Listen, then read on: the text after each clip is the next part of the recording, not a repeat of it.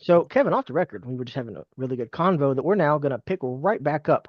Um, Talking about, you being a kid in Iraq, a kid in Haiti, and the decisions you had to make and what you witnessed. And you've mentioned this before, but from your personal opinion, as a combat veteran of this great country, what age do you think should be the minimum for someone to willingly enlist and then be drafted into the military, even if you agree with the draft or That's not? a that's a tricky question, man.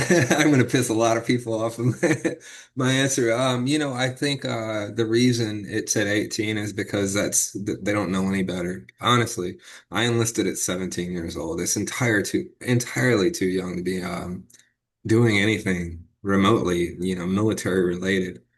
A lot of people will argue, well, I was well enough to do it and I did a good job. And it's like, yeah, me fucking too. But yeah, I still don't agree with it. To be drafted, I don't think anyone should be drafted under the age of probably 25. Um, and you know, so many 18, 19-year olds get drafted in. They're so scared of the entire process. They don't learn adequately to apply the training. And it really it sucks. And I'm not saying all draftees are, have these shortcomings. I'm just saying a lot of times they did, and it makes perfect sense. Especially if you're somewhat of a conscientious objector, you're not going to want to fight. So that's I can only imagine, a lot of people give millennials a lot of shit, but we are the only generation who fought. Like I think I said this before, we fought 3 wars on 3 continents or something like that. Well, kind of. For 20 years with 100% volunteer force. I didn't work with any draftees. I never saw any conscripts or anything like that. So we all volunteered for it. I don't think you should be able to go in the military until you're 20. I think that's a pretty good age. I don't think there should be any waivers for that whatsoever. I also think that college should be more accessible. If you're in college, your draft is kind of deferred if you're close to graduating, to my understanding. And if college was more accessible, then more people would better themselves and instead of just being draft worthy. You know what I'm saying? Like so many poor people were just screwed because of their economic circumstances they were born into. And I mean, Credence, they sang about it for a reason. We're all blasting it in the helicopters about I'm not a senator's son. My dad was he worked at Duke Energy in the Carolinas. So yeah, I think right now it's set way too young, and I think children fighting our wars is kind of sad, man. It's like I said, I enlisted at 17. I went on my first deployment when I was 19, my first combat deployment when I was 19. Um, and that was to Haiti. I turned 20 while I was in Haiti. I turned 21 while I was in Iraq. Um, it's I was a kid. Yeah, I think it's dangerous because a lot of the times by the time we are ready to talk about these things, we're so much older. So when people look at me now, they're like, "Oh, this guy, he fought a war. Who cares?" I didn't fight in this war. It was like little me. It was, 17 to I retired at 28 and a half years old. Because and I had done 10 and a half years in the Marines at that point. And it's I was still pretty young. 28 is still pretty young. I mean, I'm 41 now and I'm thinking back on 28 and it's like, geez, that's crazy. That's still so young. And I'm still questioning how I was able to, I can't believe the American dream consists of going to war when you're 17, 18, 19 years old. That's disturbing on all kinds of levels, man. That said, somebody's got to fight these wars. Somebody has to defend the country. Somebody has to make my stock portfolio expand. And it's always going to be the poor, and it's always going to be 18, 19, 20 years old. It sucks, man, and it's a sad reality of it, but they're the ones who have the least to lose, Yep. sadly. By the time you get 25, you're starting to value life and the things that you have in it. And I remember I was 18. I didn't value a damn thing, Dude. just my freedom. I just wanted to get out there and do stuff, and the Marine Corps was my avenue to do that. So, Well, it's like I think, I graduated high school in 2012, went to college, and while I'm 18 to 21, 22, I had a pretty wild college experience. I didn't do frats, was not in a frat. I would like to clarify that for anybody that thinks that I was, not me. But we did our own wild adventures, and I think about like in that time frame, I was shotgunning beers, because like I said before, I can't join any branch of service whatsoever. All I can do is educate and do what we're doing here. But I think about guys my age that did enlist, Army, Navy, Marines, the Air Force that did get deployed, and those that did get deployed overseas to combat deployments in that time frame.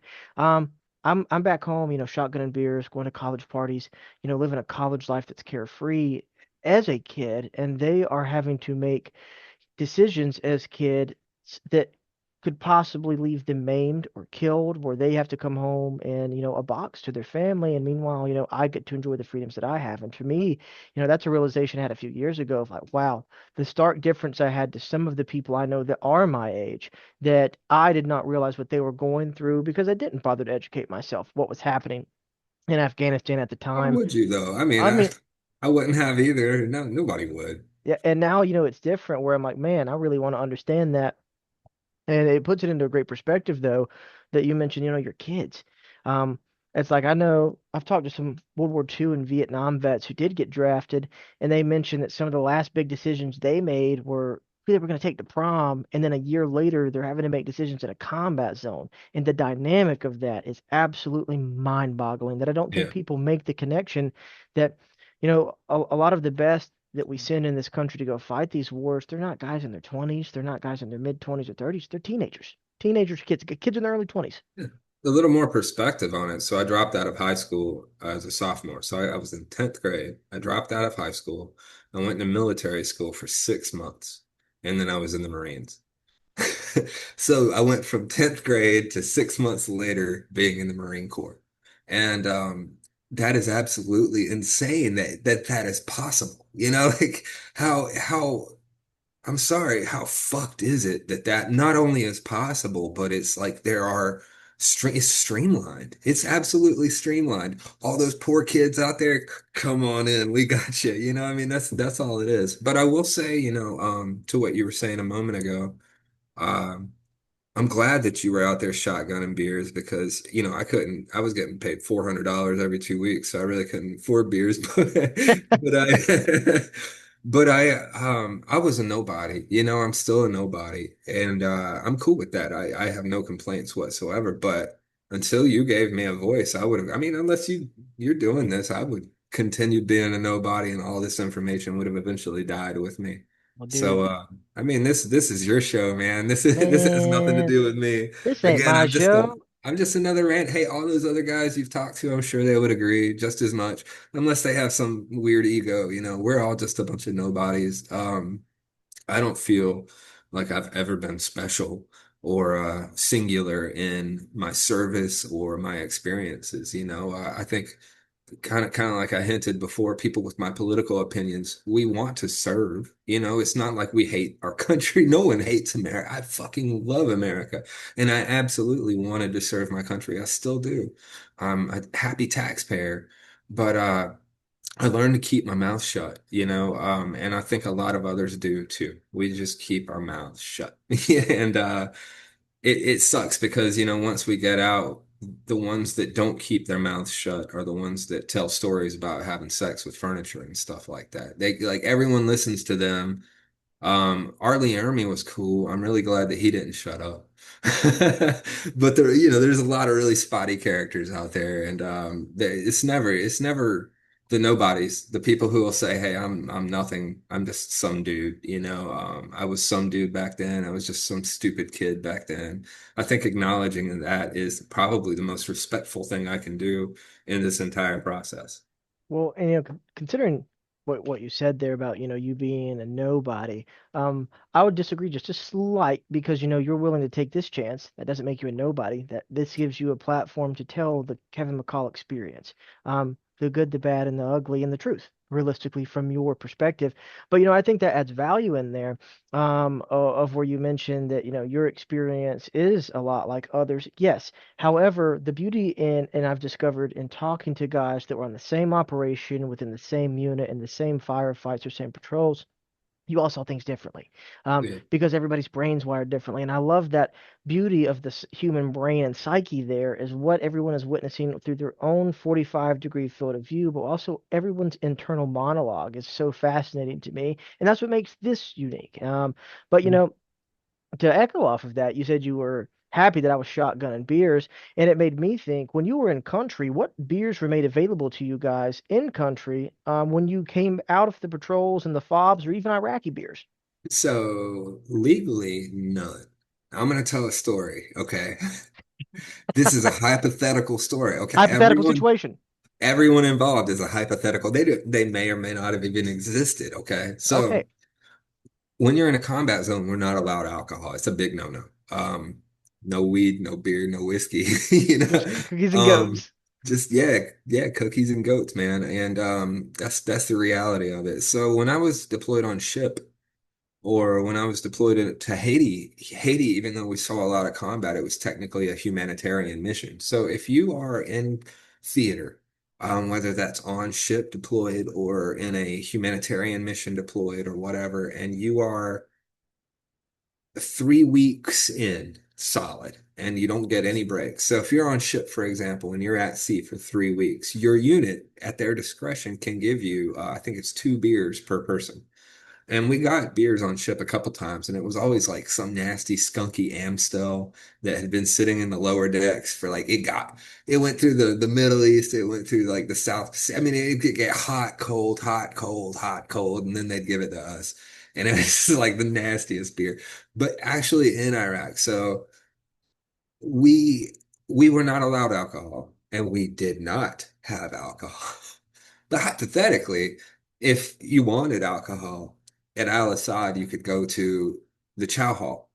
Now, the chow hall may or may not have had Marines and civilians working inside of it, like contractors along with Marines, and they would form relationships.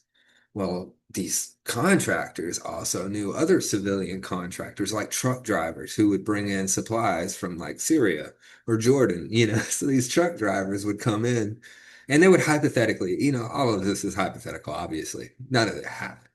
But they would have this really shitty Syrian whiskey. I think it was hypothetically called Highland Queen. It was Highland Queen and it had a horse on it. And it was the grossest shit I've ever drank in my. I mean, it was horrible. It was like drinking rubbing alcohol with like whiskey flavoring in it. I don't know, like they dropped a rib in it. I don't. It was really bad, but man, I got smashed. And hypothetically, so one morning I was really like, I mean, if I had taken part in it, I would have been really hungover one morning, and I got called to do reconnaissance photos out of a CH-53 helicopter. And as I kind of mentioned before, there's the ramp, the loading ramp in the back that goes up and down. They would keep it like halfway, and I would lay on it with my elbows over the edge, and I'd take my photos. And I I crawled back there, dude. I was hurting. I crawled back there and I had the harness on and everything. And I got over the ledge and I was just kind of like, okay, waiting for them to, because the pilots would tell me the coordinates and where we were. So when we would be there, I'd start taking the photos and or the flight crew anyway. So I was waiting for them to say everything and my stomach just, I mean, Ooh. so I remember my eyes were closed at first, and I moved my camera out of the way, and the floodgates opened. It poured out. It was like getting a picture, and just it came out. And then I opened my eyes, and I was over a village. So there were little people walking around below me, and I was just, and it was a pretty. I felt really terrible, man. It was like I was pretty high up in the air, so I'm hoping none of it landed on anyone. And it was hot, so a lot of it would have evaporated had it been pure alcohol, also. So yeah, the funny story. There was no beer available. There was whatever you could get if it was smuggled in. And even then it wasn't cheap, It would be like if you could find something like that, it would be like $20 a bottle. Damn. So Yeah. before A I lot of pull up this risk. picture to bring you back some memories, perhaps, You um, found Highland I Queen think I might have. with Um, the horse. so first of all, you carpet bombed a village, is essentially what you're saying with your own vomit. And hypothetically, It was all liquid, if that so makes it any better. I mean, it is all liquid, I just imagine somebody down there doing their thing. All of a sudden, you splat, and then you're just confused. And there's a helicopter that's just passed that way, and you're like, "What is this? What is this funk?" And just not fully comprehending maybe what you're looking at. Um, hypothetically though, and hypothetically, this is maybe the hypothetical bottle in question. That I'll let you give a good review once the lights turn on here. No, that's from Scotland, so that's Okay, definitely so not it. It was like a probably would have been very better this way. that would have definitely been a lot better. This was from Jordan. It was made in Jordan. It said from Jordan on it. It was a plain bottle, a brown bottle, brown glass like that, and I remember a plain black label, and it said Highland Queen, and there was a gold horse on it. I My don't. my job is It to was find this it was right 20 now. years ago, man. They may not have it out anymore like that. The It bottle could may have changed, and it could be vintage, for all I know at this point. I Yeah, mean, all I'm getting is the good it scotch. was it tasted like bootleg, like ether bootleg. Oh no, dude. Oh God. Yeah, it was bad. It was like straight Everclear with gasoline in it. Dude. So I have friends and I have joked that, if Civil War did break out for some reason in the US, to stock up on Everclear, because that's our Molotov cocktails right Oh there. yeah, yeah, Dab a 100%. little 100% and just roll with it. And and on top of that, cleaning wounds for some reason, Yeah, I Everclear, dude. mean, Oof. get Kevin lubricated. Kevin will drink Everclear. I don't give a Oh shit, man. man, dude. I think of those hypothetical college days, where Everclear may or may not have made appearances. I don't know if you ever had crack and rum. Terrible stuff, in my I had the opinion. jungle And juice. We would make the oh, jungle juice with Everclear. Yeah, like 3 bottles of Everclear, uh-huh. And big then thing of vodka, and then like 2 bottles of rum, and then a y'all ton put of it in the Hawaiian bathtub punch. too. That's definitely a Carolina thing, Yeah, 100%. or a trash can. A trash can is usually what we did, and that's So, nastier than a oh, bathtub. dude, it Bathtub's is. got pubes and stuff, but a trash can's got But at least you got, the alcohol that's maybe scrubbing off all the other stuff stuck to it, right? your trash can is going to be sanitized afterward. That's That's right. Oh, dude, man, those are some rough nights because there's a yeah, thin line internally. All of us have this magical number of how much of that jungle juice we can drink. All of us have that, and you yeah. don't know it till you know it when you've passed that line. The old And PJ. when you've passed that line, you know because you feel everything and you regret it. That hangover is worse and terrible. Scout It's over here has never had hey, jungle Scout. juice and never will because he's a border collie and we want to keep him kicking. But Upstanding young man. he is an upstanding young gentleman who really loves to play fetch. But to pick up where we left off, we definitely didn't even get through, the photograph we were looking at, but I wanted to kind of switch gears and go to talk about, the friends section that we didn't get to. I want to start with that today. And the first one we have is of this photograph right here, taken, and I assume we've got a little band practice going on. So what's going on here, Lou? Or Lou, Jesus Christ, that's what Kevin. kind of day it is. God, Kevin, Oh, what's well, you going can on? see. Well, that's a really, really nice barracks room. And there's a reason it's so nice. It's because that's the Wounded Warrior Battalion barracks. So this actually was taken when I was at Wounded Warrior Battalion. I was there for about a year, a little over a year, and this was my room. Even if you lived off base, which I did, you had to maintain a barracks room. So I had that drum set. Can you see my camera right now? I had that drum set and I had brought it in to play it. And it's actually sitting right here next to me right now. It's, it's right there. So this is the same drum set, the same drum kit that was in that barracks room right there. And I took it in and that guy in the background, I'm not going to say his name for privacy reasons, but he was my roommate at Wounded Warriors. He was wounded in Afghanistan, and He played guitar, I played drums, and man, we were really good friends while we were there. We both needed each other in the moment, and we were there for each other. He was a mortarman. He really good dude, and he and I were friends for a really long time. Eventually, life kind of, we both just went our separate ways. That's just how life is. But yeah, this I think I was like 27 or 28 in this picture. And yeah, I took my drum set in there. It's funny because there were a lot of people that played instruments at Wounded Warrior Battalion, and they would, hear us. Yeah, because I'm playing a fucking drum set in the barracks, so obviously they could hear us. And they would come in and they'd be like, "Ooh, do you have another guitar?" And it's like, "Hell yeah, we have like four of them." So yeah, we'd have a ton of people playing, and I mean, it was always really really fun. And there were other guys there that played instruments. There were two other drummers that I can think of that were there, and one of them had this really sick DW kit. I mean, it was amazing, like a huge, like 9-piece crazy kit. And he was an amazing drummer. I'm a pretty decent drummer. Like I had a bunch of kits. I sold them all except for this one. I can't part with it for some reason. But I play an electric now because all my neighbors are so close. Anyway, so yeah, that's all that photo is. It was just me and my buddy unwinding at Wounded Warrior Battalion barracks. We did that, and we went rock climbing a lot together, and we would get heavily inebriated together pretty often. So in your time at Wounded Warrior Battalion, you do interact with a lot of different personalities and individuals from all across the Marine Corps. And I find it very interesting that you mentioned the amount of musicians, however bad or good. So did you guys have any jam sessions that were just like killer that would have made some Oh yeah. excellent studio albums and you just rock out? Well, I'm not like tooting my own horn, man. I'm a pretty good drummer. I've been playing since I was a little kid. And Brian, even, he's been playing guitar since he was a tiny kid. So we were both really good. And as I said, those other drummers were really good.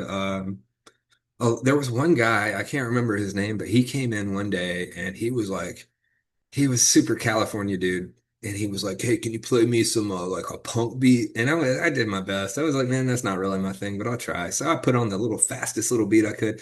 And this dude played like the nastiest little ska riff. And I hate ska, but this was amazing. And he was just like ripping up this little electric guitar. It was insane watching him. And I'm pretty sure he was just some recon dude. And yeah, it was crazy. There were a lot of other people with a lot of talents. So one of the primary focuses of Wounded Warrior Battalion and the reason it exists is to help us transition back into the civilian world or help us transition back into the Marine Corps after being wounded or injured or whatever happened to you. Because there were people there with who obviously were wounded in combat, like myself, and then there were a lot of people like who came down with cancer. There were people who were out in the field and fell out of the back of a 7-ton, like just a lot of different things happen to a lot of different people. And that's what Wounded Warrior Battalion is for. It's a place where they can send us all that's not like the everyday active forces of the Marine Corps. We're not really contributing to the Marine Corps at that point. So we're all going to medical appointments. We're all doing different treatments. They don't need us in those units. So that's what the Wounded Warriors was made for. And it was great. It was incredible. I'm really glad that it existed and helped me kind of transition out. I didn't make the best of it, obviously, because I was just a kid. Like I said, even though I was 28, 27, 28 years old while I was there, I still didn't make the best of it. I was really depressed though, so yeah, it's hard to do that. Well, to go off of that and like, speaking of the depression, I mean, I can only imagine, and I can't imagine the depression that you and many like you have been through. I'm just glad to see that you're here willing to talk about it. That speaks volumes. And, for our generation, I hope that this is going to, like I said in the past, open the doors to other OIF, OEF veterans to start realizing that there are people ready to listen to them not just for views and money, but just as genuine people to hear their story and actually show that, some of us out here do care and we're ready whenever you guys are ready for that. But, going off of the Wounded Warrior Battalion, how long did you spend there? Time frame of your time in the Marine Corps. Man, it's it's hard to say. That was a really hectic time in my life. So I was about to deploy again. Um, and I had, yeah, I'm not going to go too in depth with it, but I had an episode while I was in the field. We were simulating combat, and it just didn't, yeah, it just didn't go very well for me. No one was hurt or anything like it wasn't anything crazy. Like I didn't like flip out and like, yeah, I did nothing like that. But it just didn't go well. So they sent me to mental health, and they were like, "Hey, just go get checked out before we fucking deploy, dude." Because like, what the hell? And oh,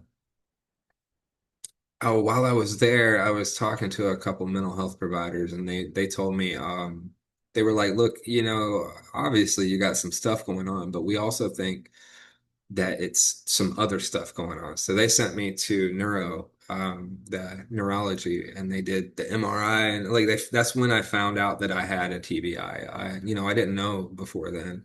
I remember getting blown up, and I knew I had a concussion, but I didn't know what a TBI was. Most people didn't then. So it was kind of new to us. And anyway, I found that's how I found out. So the transition from my unit at the time that I was about to deploy with to actually getting to the Wounded Warriors, I had to bounce to another unit because my unit was about to deploy. So I went to a base unit and I was there for like 3 weeks or something, and non-deployable unit. And man, I felt really bad for those Marines. They had terrible, I mean, yeah, like I keep going on about terrible leadership, but it's not the terrible leadership. They had great leadership. They had terrible restrictions put on them as a base unit. It's just they don't get to be Marines, like no matter if you have rank, it doesn't really matter there. You're not really responsible for anything because of the way it's structured. It sucks. Anyway, it's really kind of soul sucking. Anyway, so I was there for maybe 2 or 3 weeks, and then I got to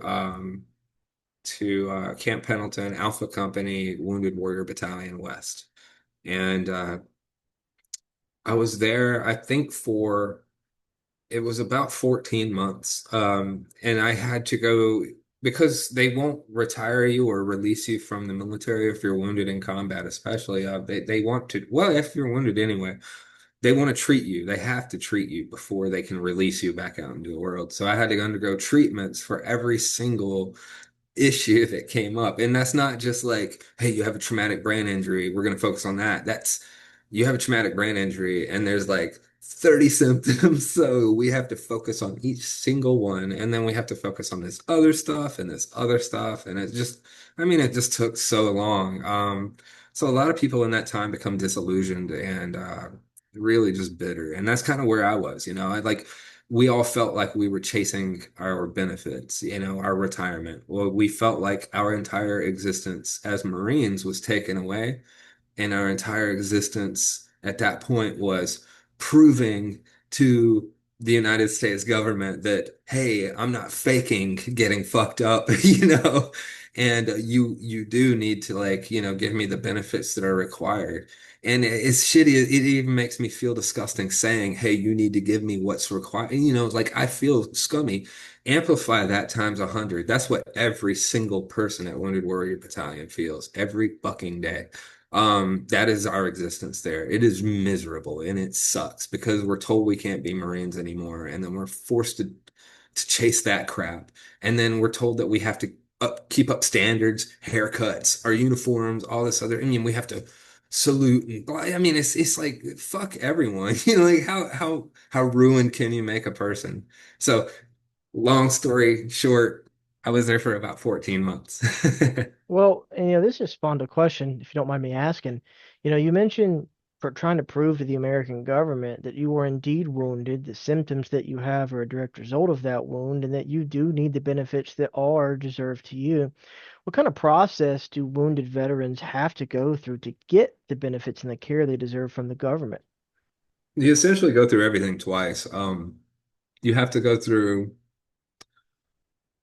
tons and tons and tons and tons of tests for everything. So if you have a messed up shoulder, for example, you have to go to orthopedics, or they have to diagnose it, they have to rate it, and I say rate it.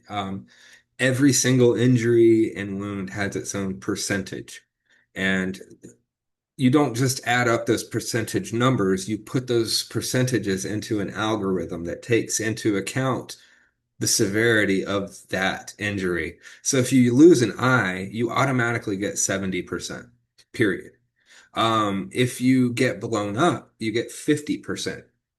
It's it's weird. If you hurt your hand really bad, like I can't bring my pinky finger in. I broke it one time. Like so I got rated for that pinky finger. Um, that's like, like 2% in the long run or something like that. So it all varies and it all goes into the algorithm and it all gets rated. So that's a lot of the process. But once you finish that process, you get your DoD rating, your Department of War rating. And that is the number that decides whether you retire or you medically separate under honorable conditions. Um, so if you get above 50%, then they retire you. If you get below 50%, then you just medically separate with an honorable discharge, essentially. And you still get your benefits and stuff like that, but you don't get a retirement pension. Um, After you do all of that, you have to go to the VA and prove to them, they can't just, they don't use the same tests. They don't just, it doesn't transfer over. You have to do an entire new slew for every single thing and prove to them.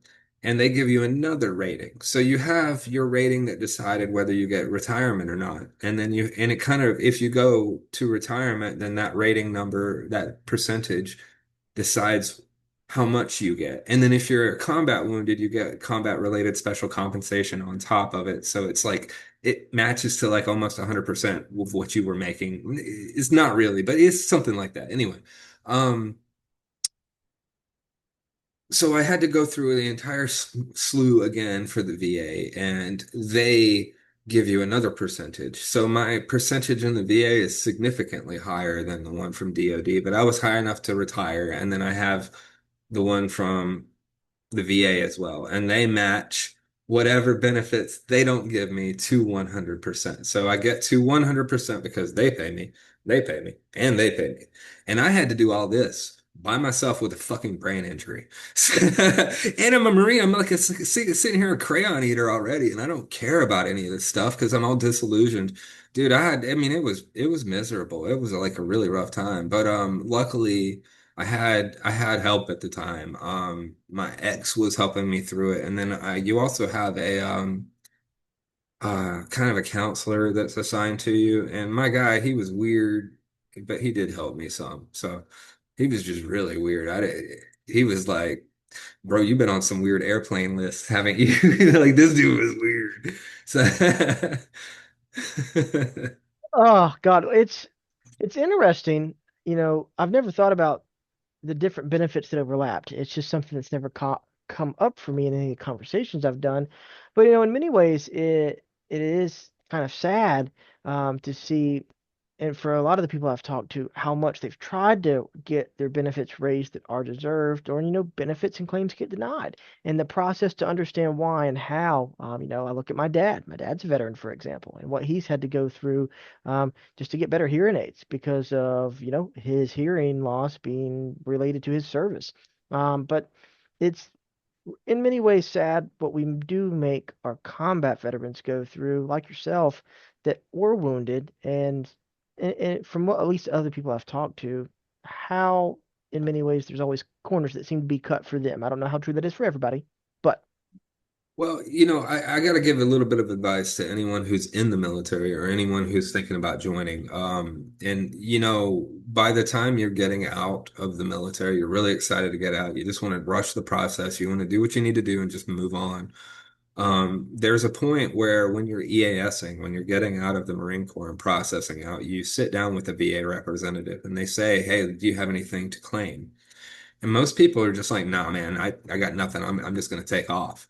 And they don't claim anything. If you sit down though and you say, you know what, man, I broke my hand one time, I chipped a tooth one time, I broke my foot, I sprained an ankle, I tore my meniscus, I did, if you go down the list, they don't give you money right there. They'll say, okay, well, I'm giving you over to the VA and they will look into all of this. So basically what you're doing is securing a 0%.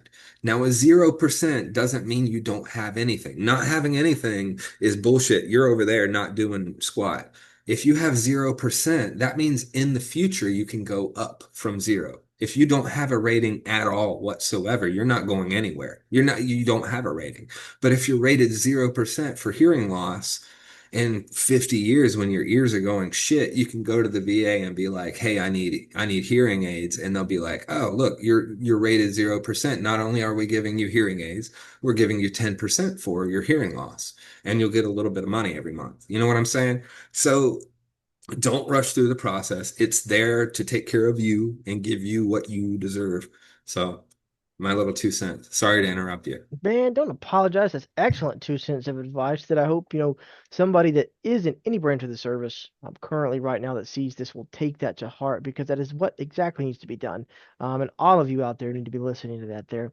But, to pick back up where we have left off with this photographic analysis by the excellent storyteller, Kevin McCall, I'm honestly excited about this next photograph that's coming up.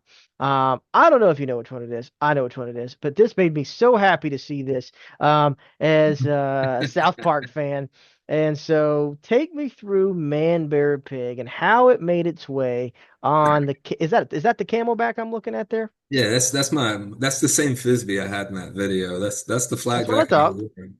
And I have that. I took that patch off of it and put it on a bag that I carry now. But yeah, Man Bear Pig, man. I absolutely loved Man Bear Pig. The unit I was in at this time, we had somewhat combined public affairs and combat camera because it as I said before in the MEU, it was a gunnery sergeant and me until we chopped over and got our attachments.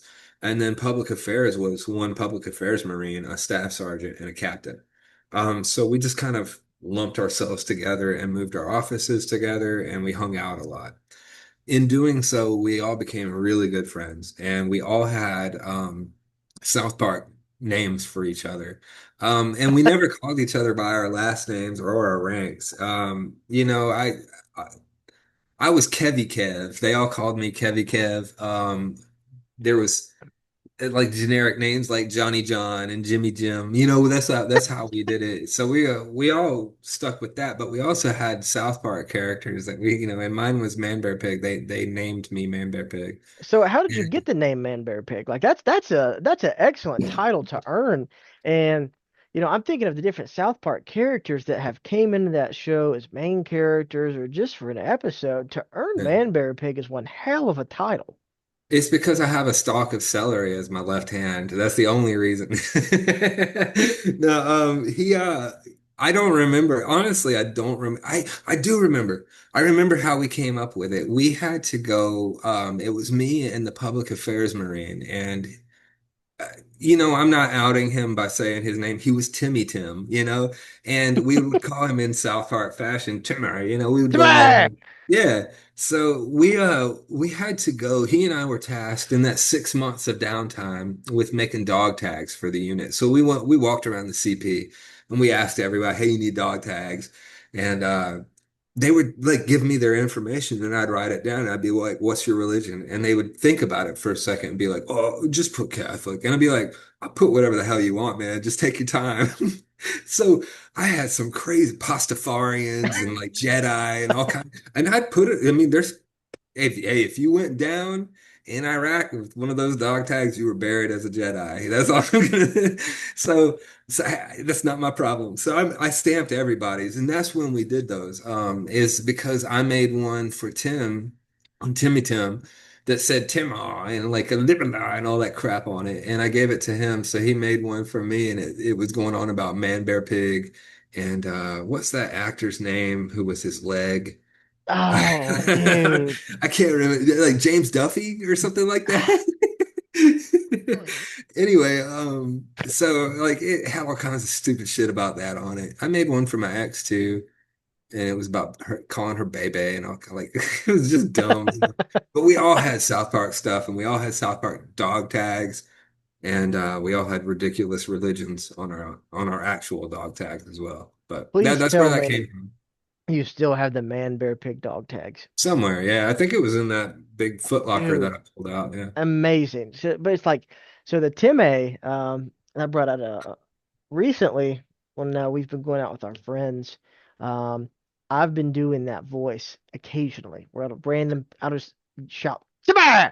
And my fiance hates it. It's real. It's so funny. We were just chilling one time at a little bar, and out of nowhere, I just shout, "Timmy!" like that, and everybody starts giggling. Heads turning in the bar, and she's like, "What are you doing?" I'm like, "You've never seen South Park, have you?" She has not. And I was like, We've got to watch South Park so you can understand this reference."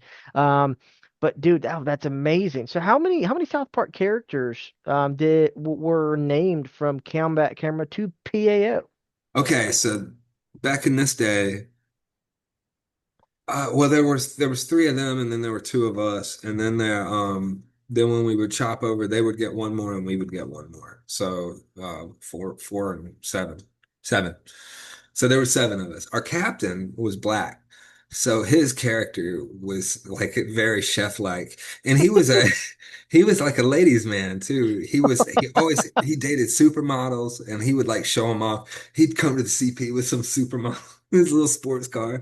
Yeah, he had a Corvette. So this dude, I'm not gonna say his name, but like this is a good Marine story. He was homeless in Chicago, and to stay warm would go to the library, and he read every recruiting manual within the library, formulated a plan, joined the Marine Corps with the plan of going through the MESEP program and becoming a pilot. And he did it, man. He was about to graduate pilot school, and he was in a serious car accident and broke his pelvis, and they Ooh, dropped him.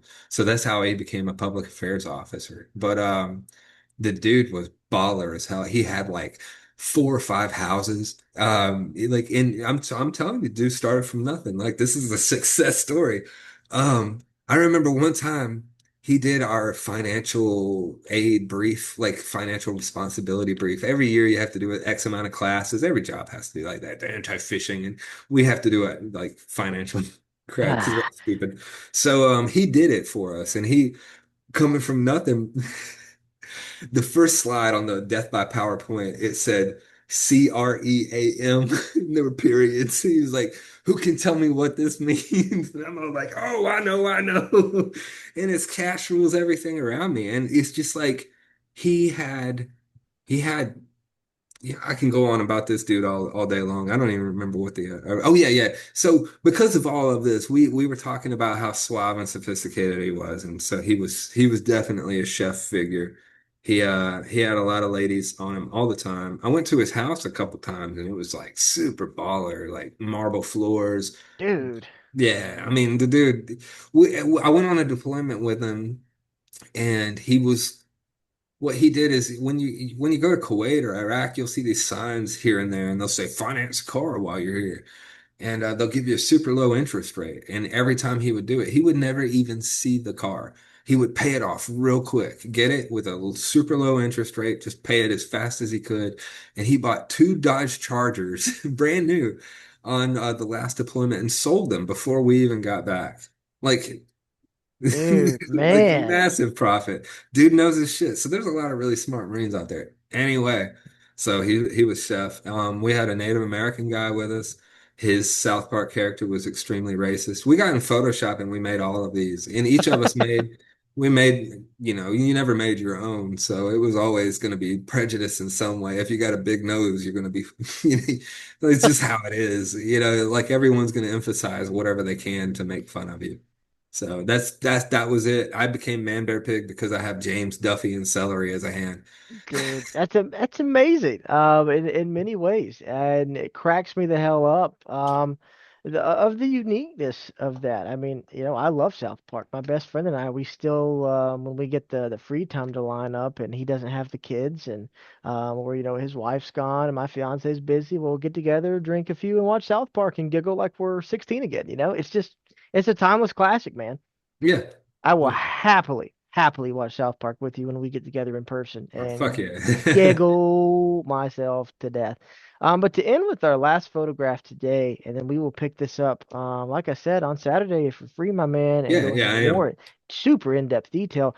This is my all-time favorite photograph. I know you love this photograph in many ways, of the story related to it that a lot of veterans of Iraq and Afghanistan will relate to. So, Kevin, take us through why you have a slingshot that you are rocking, putting rounds down range.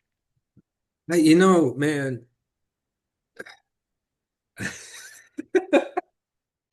every time I look at this photo, it's just unbelievable.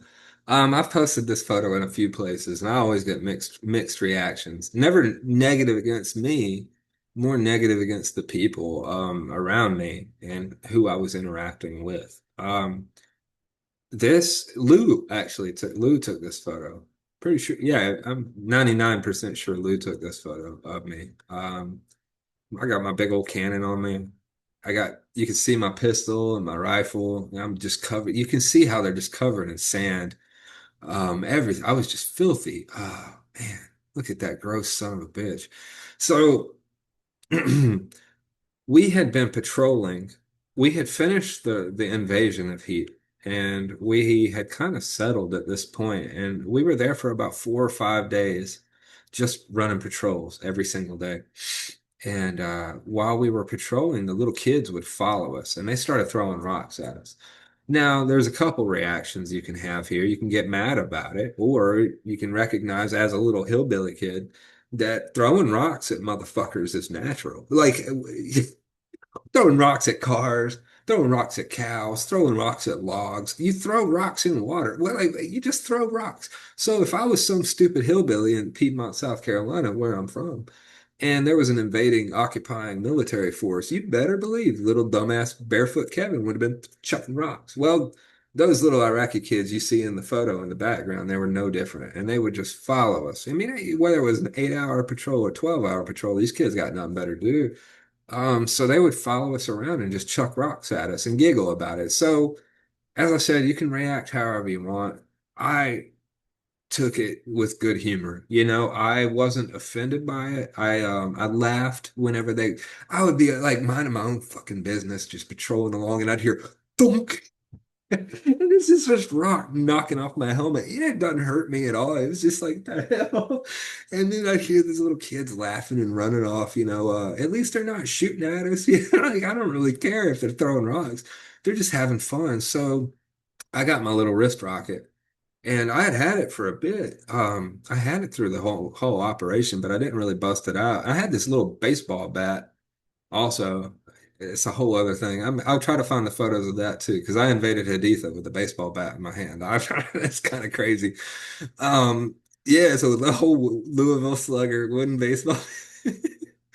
So we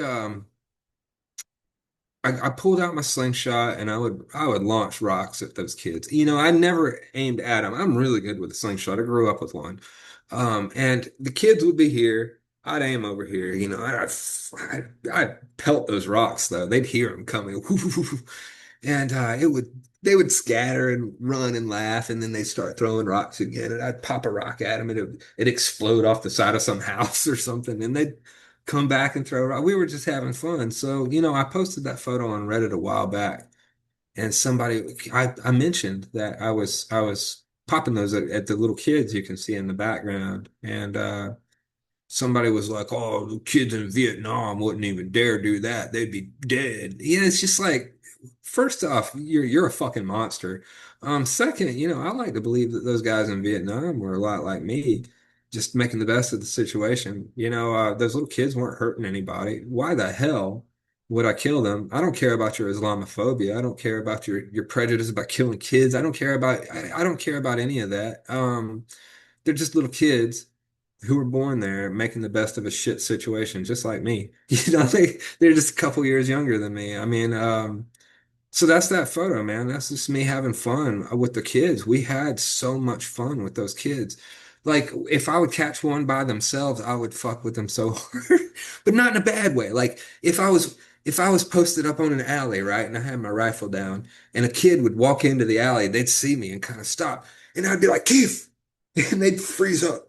They'd Keith me and stop. They'd freeze up, and I'd be like, yeah, and they'd start walking toward me, and I'd be like, Keith, yeah, Keith, yeah, Keith. It's like playing red light, green light, and after a second they would start laughing their ass off, and that's just how it was. We would play with the kids, and I would be on patrol walking by a neighborhood, and there would be kids playing soccer, and I'd bust in with my rifle and start kicking the ball and making a fool of myself. Like we just had fun. So that's exactly what that photo is. That's fun.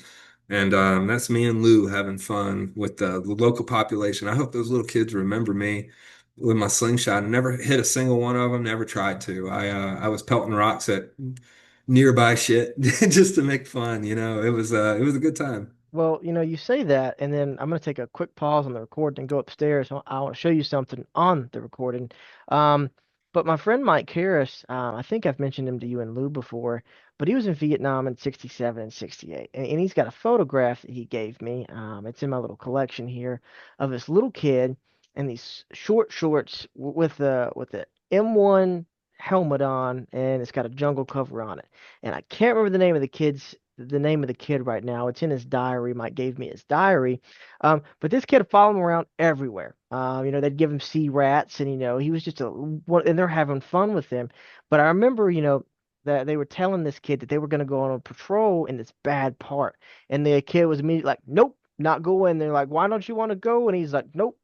VC in V8, not gonna go, and they're all laughing because they know the humor with it. But it that statement there that you like to think that Vietnam guys were just like you, they were, man. Mike's a prime example of that, and that's one of the things he talks about as the little kids, and they'd mess with each other. What do you expect? 18, 19, 20, 21-year-old guys in Vietnam. What do you expect the same thing of guys in Iraq and Afghanistan to realistically do in these situations?